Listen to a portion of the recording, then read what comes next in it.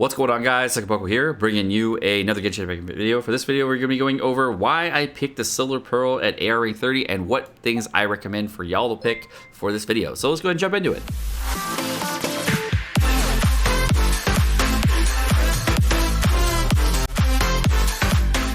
So, I just hit Battle Pass rank 30. And we're going to talk about Battle Pass rank 30 stuff. Battle Pass rank 30 has a bunch of different weapons, as you can see here, and you can pick out a bunch of different weapons out of the set. The first one is the Black Sword. This increases damage dealt by normal and charge attack by 20%, which is a big bump. Additionally, it regenerates 60% of the attack as HP when normal and charge attack score a critical hit, which is a free heal, giving you a very nice heal. I recommend this weapon for a lot of people because it has crit rate and is a very strong weapon. It is very good. Number 2, we got the Serpent Spine, and the Serpent Spine is going to have every 4 seconds the character is on the field, they will deal 6% more damage and take 3% more damage. This effect has a maximum of 5 stacks, making so that you can actually take up to 15% more damage while also dealing 30% more damage. It will not be reset if the character leaves the field, but will be reduced by 1 stack when the character takes damage. So you can't just infinitely get yourself bad stacks and you can't take damage in this, so you're basically going glass cannon, trying to iframe things, etc. So I don't know how this works with Beidou Shield, how it works with Noelle Shield, etc., but to me, this seems like one of the lesser swords that are in the patch, so I would say no. Next up, we have the Solar Pearl. This is a weapon that has crit rate on it for a actual catalyst, which is cool. It has Solar Shine, which normal attacks will increase elemental skill and elemental burst damage by 20% for 6 seconds. Likewise, elemental skill or elemental burst will actually increase normal attack damage by 20% for 6 seconds as well. This seems like a very, very good weapon for attack-based casters that are going to be using skills as well as damage on the main DPS. Case in point, this is a very good weapon for a character like Ningguang. If you're looking to do main DPS for her, this is a primo weapon for her and one of her best weapons, if not her best 4-star weapon. I would have to do some more checking and testing to figure out that's true, but I'm pretty sure it is the factual information for 4 stars. Next up, we have the Viridescent Hunt, and the Viridescent Hunt is a critical based bow, of course, where upon hit, normal and aim shot attacks have a 50% chance to generate a cyclone, which will then continuously attract surrounding enemies, dealing 40% of attack damage to these enemies every half second for 4 seconds, and the effect can occur every 14 seconds. Now, there are 3 archers in the game currently, with a 4th on the way for Child. Now, the Viridescent Hunt, of course, upon hit, normal attack and aim shot, giving you a 50% chance to do a cyclone. Sounds pretty good, but if you think about the characters in the game that can actually utilize this, the first character of which, of course, Amber, not really going to build her out for anyone for any reason whatsoever, because she doesn't really need gear to do well, so that's awesome. So you can skip that. For, what's his name? Venti. Venti does not really need critical chance on his actual kit. He does do well with it, but it's not really the thing you want to go for if you're going to be going for mass damage on your ultimate. This is not really a good weapon for him. And finally, the last character would be Fischl. This would be a good weapon for Fischl, but the compound bow, in my opinion, is a much better weapon, especially if you have 1 duplicate on your Fischl, because that would give you a more attack speed that allows you to get more stuff. It's also much easier to get a 6 out of 6, 5 out of 5 bow for Fischl with the compound bow. So if you're looking to do the better bow for Fischl, my personal recommendation is going to be going for the compound bow versus the Viridescent Hunt, because I think it would be a better weapon. So as far as the archers are available in the game, this is not really what I would pick, just solely for that reason. Now, next up we have Deathmatch. Now, Deathmatch is going to be the weapon in here that actually has a little bit higher crit chance, which is really interesting to see as well. Now, Deathmatch is if there are 2 enemies on the field, attack is increased by 16% and defense is increased by 16% as well. However, if there's less than 2 enemies, basically 1 enemy on the field, attack is increased by 24%. So if you're on a one-on-one fight, you get that big attack bump. This is actually a very, very good weapon with a very high amount of crit chance, and it seems like a really good weapon for a lot of different people. My personal recommendation for this weapon is a hard yes if you're going to be doing this for a polearm character like Zhangling, etc., in order to get damage, because a flat attack bump is actually a very, very nice thing. Plus, crit rate is one of the best things you can get for a lot of characters in the game, and I think this might potentially be Zhangling's best 4-star weapon based on the things that we saw. There are other weapons that you could use, and I want to on my recommendation list for the 4-star weapons, I believe there was one that was a bit better than this one because it was a little bit easier to min-max, but this is much better as a budget player option if you don't have the other weapons. So I think that the Deathmatch would be a great weapon for her.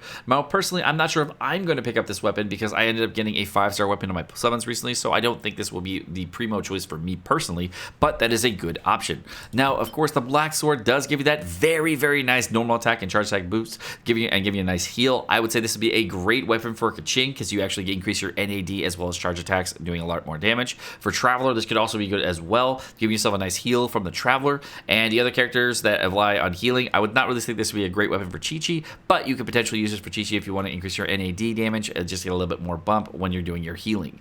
This could work as for a weapon for Chi-Chi, and they can go with other sets so you get more critical chance builds and try to get a little bit more damage. But since Chi-Chi is kind of a raw attack character, I would say a build with more attack might actually be a better way to go if you're going to be using her auto attacks to get lots of healing in. If you're going to be going for more damage on Chi-Chi, I would say that this is a great weapon for Chi-Chi and possibly her best damaging weapon for a 4-star weapon. So you will have to make the choice between your damage on Chi-Chi versus your increasing your healing between the two to figure out which one is the best one.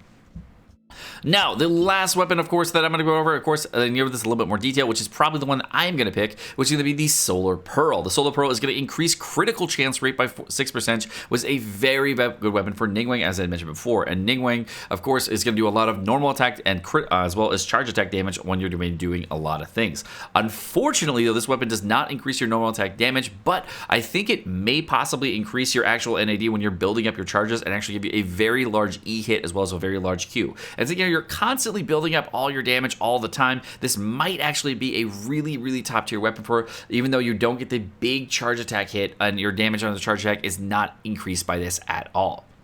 The other thing about this weapon is crit rate is really strong on Ningguang because she is a Geo-based character and she doesn't get a lot of ways of getting more damage, and critical chance is one of the best possible ways for her, in my opinion, to get damage so you can maximize your full potential. So this is what I would personally choose if you're building for Ningguang. For another character like Mona would also do pretty well with this weapon because you're actually chaining with normal attacks and when you're trying to build up your weapon, your kit, and as well as using your actual elemental skill to get more actual damage. So if you have the E out and you want to use like Beidou Lightning to do lots of damage, you actually increase your NAD by about 20% there. So that is also a good thing for her.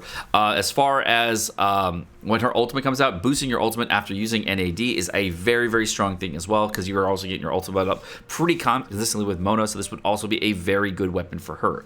This is probably the weapon I'm going to be choosing again, and the reason is because solely for those reasons, I think it's a great weapon. And if it doesn't work out for Mona, I can actually give it to Ningguang and I'll be extremely happy.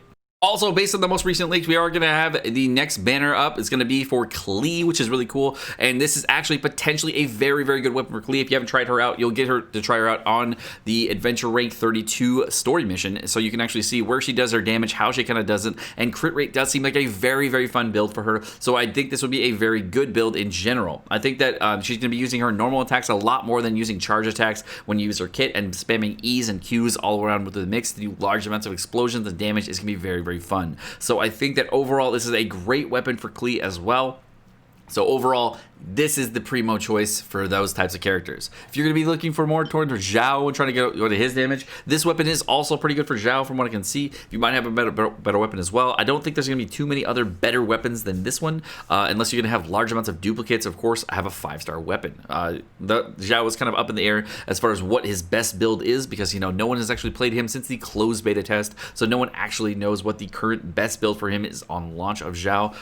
But if you do want to take anybody's word for it that did play Zhao, they would probably have a pretty good idea, because apparently he has not been nerfed in any way, shape, or form. So if he is exactly the same as he was in the closed beta test, which is broken as fuck, then definitely interesting. So I don't know if he's going to be OP, but apparently this is the information I've given third hand, so I don't know if any of it's true based on the Zhao stuff. Again, it's all conjecture at this point. We don't know anything. As far as one-hand weapons go, this is going to be okay. I don't really know too many characters that'll be good for this. Again, Kaching, I'm not sure if you would pick this one. But the other character that's going to come out is going to be Zhongli. And Zhongli, I believe, is a spear character as well. And Zhongli is going to be the next character coming out in 1.1. And because he is a character coming out 1.1, he does scale a little bit off HP and some of his abilities that we did see. So this could be not the greatest weapon for him, but it also could be an insanely good weapon for him. I'm not quite sure, because it does have crit, and crit sounds great. So the weapons I would choose between on this would be the sword for your primary DPS character, if you're going to be using it for a primary DPS character. If you're using, say, Ningguang, as far as a caster ability goes, you can use this. Or if you're using Klee, think about using Klee, this would be a great weapon for her. And then finally, for the deathmatch weapon, this would be good for, of course, Zhang Ling or Zhao, or potentially even Zhongli.